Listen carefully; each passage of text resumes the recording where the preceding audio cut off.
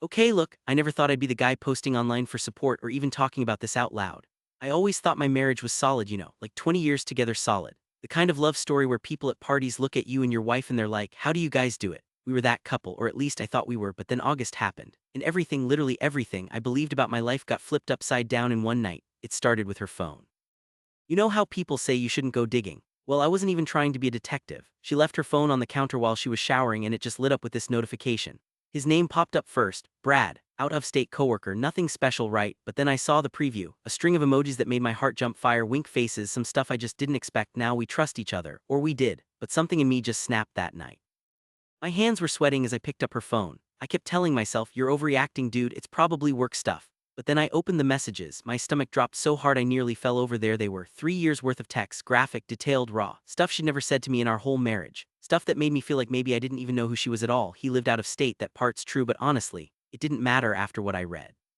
The words they sent each other, the pictures, the way she described what she wanted him to do to her or what she wanted to do for him. It wasn't just dirty talk, it was emotional intimacy too.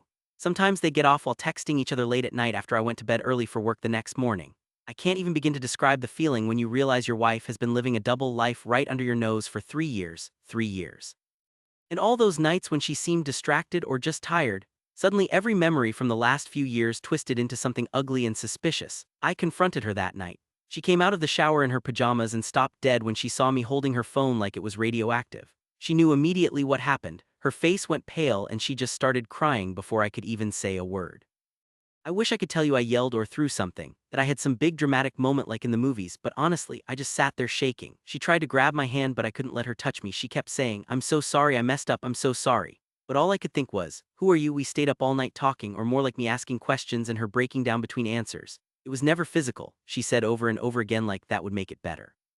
He lives in Colorado, I only see him on Zoom. Why? That's all I could say at first. Just, why? Why him? Why not me? Why would you throw away 20 years for this? She sobbed and told me it was about excitement, about that butterflies in your stomach, feeling from something new and forbidden. She said it wasn't about me at all, that she loved me and still wanted our marriage. But sometimes she got caught up in needing something risky to feel alive. She admitted she'd always struggled with hypersexuality issues, but had never told anyone, not even me. It hit me then, this woman who had spent half my life with had this whole secret struggle. And instead of trusting me with it, she hid it away until it exploded into this secret texting affair. It hurt so much because suddenly every single thing about us felt fake. Like our anniversaries, our vacations, even just watching TV together on the couch. Was she thinking about him? Was she wishing it was him instead of me? But here's where things get really complicated. She swore up and down that it wasn't my fault, that there was nothing missing in our relationship except for the thrill of something new. She looked me dead in the eyes, her face streaked with tears, and said, the only thing you aren't is a new sexual encounter. That's all, you give me everything else. Like, what am I supposed to do with that? It's been months since then. We decided to try working through it, partly because we have so much history, partly because neither of us wanted to throw away 2 decades just like that. We started couples therapy, awkward as hell at first, but necessary. Some sessions were brutal, others almost made us feel like we could make it through this mess together. But here's my problem, the one that keeps eating at me no matter what we do. How do you ever stop comparing yourself to the other guy? How do you believe your wife when she says it wasn't about you, even though she went looking for something from another man every time we're intimate now, which is rare and always shadowed by this giant elephant in the room? I can't help but wonder if she's thinking about him instead of me. I can see her trying. She makes eye contact more now than before, tries harder to show affection. But sometimes when things start heating up between us, there's this flicker in her eyes, a distance, that makes me want to crawl right out of my skin. Sometimes late at night after she falls asleep next to me, I lie awake staring at the ceiling, replaying their conversations over and over again in my mind. The things he said to her, the way she responded, how open and uninhibited she seemed with him compared to how cautious or reserved she'd become around me lately. And then there are these flashes of anger, sharp enough that they scare me sometimes. Why was I enough? She says it's not about being enough, that no one would ever be enough if what you're chasing is excitement itself. But hearing that doesn't help as much as you might think. We keep talking about rebuilding trust, and most days we're doing okay. But every so often there's this wave of jealousy or insecurity that knocks the wind out of me so completely that all I want is to disappear for a while just so I don't have to feel anything at all. I know some people would just leave, would see this as an unforgivable betrayal. But 20 years is a long time to walk away from without a fight. Still, some nights when we're lying together in silence and I can hear her breathing slow and steady beside me, all I can think is, what else do I know? What other secrets are hiding beneath these ordinary days? She swears there aren't any more lies, that this was it, rock bottom, nothing left unspoken now. But after discovering one secret this big, How do you ever really believe someone again? Therapy tells us to focus on honesty, to build new routines together, create small moments of trust. But none of that stops my mind from wandering back into those old messages whenever anything feels off between us now. There were times during therapy when our counselor would ask us questions like, "What does forgiveness look like for you?" And honestly, sometimes forgiveness feels impossible, like trying to glue together shattered glass without cutting yourself on every sharp edge. Sometimes after those sessions, we go home in total silence, the kind where every little sound feels amplified by tension, and sit side by side on the couch watching reruns as if pretending nothing changed could make anything better again. But here's something nobody tells you. When your trust gets broken by someone you love more than anything else in the world, it doesn't come back all at once, if ever. It comes back in tiny pieces, a smile here, a gentle touch there, a conversation where maybe for 5 minutes you forget that everything broke apart last summer, and then one small thing, a glance at her phone, a mention of work travel, an unexpected text message, and suddenly every piece falls apart again like dominoes lined up too close together. A few weeks ago we had dinner with friends, a couple who have known us forever, and halfway through dessert his name came up by accident because he'd posted some dumb meme on Facebook tagging half their office team, including my wife. Her hand froze around her wine glass for just a split second, a tiny twitch nobody else noticed but me, and suddenly all those old feelings came rushing back. Suspicion, jealousy, heartbreak, anger all mixed together until my appetite disappeared completely.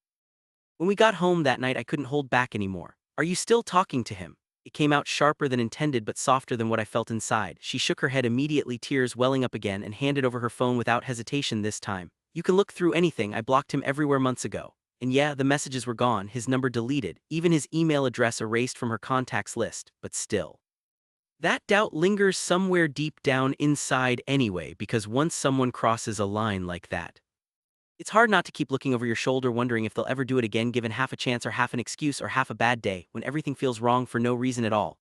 Except life isn't fair sometimes, and people screw up sometimes, and love isn't always enough by itself to fix everything broken between two people who used to be unbreakable together, but maybe aren't anymore after all these years gone by and secrets kept hidden, until suddenly nothing feels safe or certain anymore ever again, no matter how hard either one of us tries now, day after day after day, hoping maybe tomorrow we'll finally feel normal again, somehow, someday soon, maybe. Please God, let it be soon, because I don't know how much longer I can keep pretending everything is okay, when really nothing feels okay inside anymore, not even close, not even a little bit, honestly not ever since last August changed everything forever between us both, whether we admit it out loud yet or not.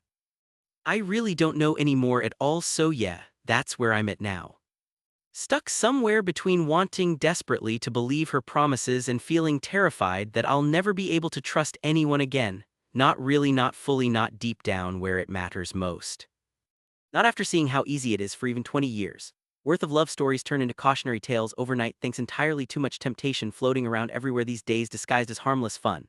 Until suddenly nothing is harmless anymore, especially not when hearts are involved, especially not when mine is still broken wide open, trying desperately hard every morning just to put itself back together one tiny piece at a time, hoping maybe eventually enough pieces will stick together long enough for us both find our way forward again, out of this mess, alive somehow, someway. Please God, let there be some kind of happy ending left waiting for us somewhere ahead.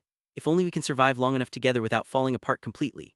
Before then, I really hope, please tell me somebody out there understands how hard this gets sometimes, how lonely, how impossible, how scary, how unfair. Please, someone tell me I'm not crazy for wanting so badly. Just go back before any of this ever happened so I can breathe easy again, loving her without fear, without doubt, without secrets lurking behind every smile, every kiss, every promise whispered late at night, when neither one of us can sleep anymore because forgiveness takes longer than anybody ever warns you about before it's too late already. You want to know what makes this story even crazier? Even now, with everything out in the open, I catch myself wanting her approval more than ever before. It's pathetic, right? But sometimes she'll laugh at one of my jokes or reach out for my hand across the table during breakfast. And for half a second I'm right back where we started. Young and stupidly hopeful, thinking love conquers all no matter what life throws at us along the way. Except maybe sometimes love alone isn't enough unless both people are willing, fight like hell, keep choosing each other anyway every single day, no matter what mistakes get made along the way, because nobody's perfect. But damn, does betrayal hurt worse than any pain I've ever known before now. Not even close, honestly, not even close. The therapist keeps telling us progress isn't linear, that setbacks are normal, that healing takes time. But some nights that's cold comfort when your brain won't quit replaying every graphic detail from messages meant for someone else's eyes instead of yours, someone else's fantasies instead of yours, someone else's presence haunting your marriage bed like a ghost who refuses leave no matter how many times you beg, plead, threat, scream, whisper, cry yourself hoarse, wishing he never existed, wishing she'd never answered, wishing you'd been enough all along, wishing, wishing, wishing. One night, I swear, she rolled over in her sleep, murmuring his name under her breath so softly I'm sure she'd deny it if confronted. But once you've heard something like that, even if it's only in your imagination, it's impossible to shake off afterward. So instead you lie awake staring shadows dancing across bedroom walls wondering why love chooses some people for heartbreak, while others get fairy tales instead. Unless maybe fairy tales always end badly eventually anyway if you're foolish enough trust them last forever without earning them day after day, year after year, mistake after mistake, apology after apology, forgiveness after forgiveness, until finally neither person recognizes themselves anymore, except as survivors crawling wounded through ashes leftovers from once bright fires, burned out long ago leaving nothing behind except scars nobody else sees unless they're looking real close, which nobody ever does, until it's already too late save anybody from anything anymore, least of all themselves, least of all each other. Least of all two fools who thought happily ever after meant never having worry about anything real getting broken underneath surface smiles, everybody else believes, without looking twice behind curtains drawn tight against truth, nobody wants admit aloud, except maybe secretly late at night, when dreams run wild, betrayals echo louder than whispers, hearts pound harder than apologies, regrets cut deeper than knives, wounds heal slower than memories fade away into nothingness forever. We talk about moving forward a lot. We talk about new beginnings, rebuilding, learning each other's boundaries, rediscovering intimacy piece by piece, brick by brick, memory by memory. But there's always going to be part of me waiting for another shoe drop, another secret revealed, another smile masking pain. I'm too scared uncover alone another moment when everything feels okay. Until suddenly, it's not anymore, never will be again. Except maybe that's just price. Loving somebody means sometimes letting them hurt you, trusting they'll choose differently next time, praying they'll choose differently next time, needing them choose differently next time, or else. I don't have any answers yet, not really, not fully. Not sure I'll ever have answers good enough fill holes left behind by 3 years, stolen conversations, stolen moments, stolen desires, stolen hopes, dreams, trust, faith, belief left bleeding somewhere between texts sent across state lines, fantasies, shared behind closed doors, promises broken faster than hearts meant stay whole, forever instead shattered, scattered, lost somewhere only ghosts remember clearly anymore, long after rest world, moved on, forgetting, forgetting, forgetting, forgetting, forgetting.